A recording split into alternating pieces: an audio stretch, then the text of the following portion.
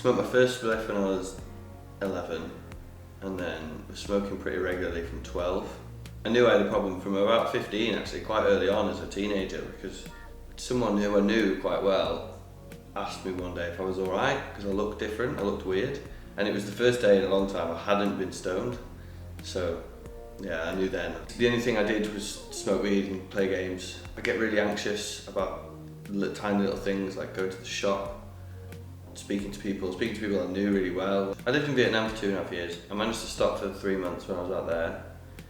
And then I came back here, I started smoking weed again. It was really difficult to stop, and hence why I got in touch with Leeds. But while I was here, I just got really depressed because I couldn't stop smoking weed. And then every time I'd have this thought and I'd think about it, and I'd be like, oh, I'd smoke more weed, and then I'd get depressed with smoking weed, and then it was just a constant cycle. At one point, I was considering quitting my business. Like, I'd set up a business, catering business, Rose Kitchen.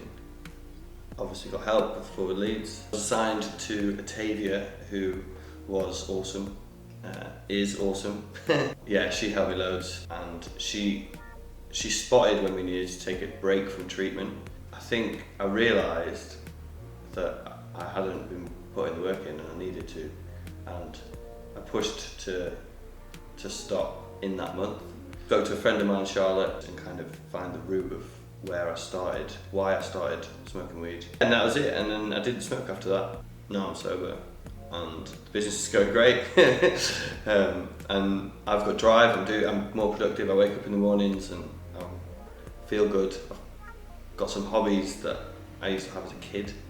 Like, that is insane, because I've spent nearly 20 years not with no hobbies, only smoked weed.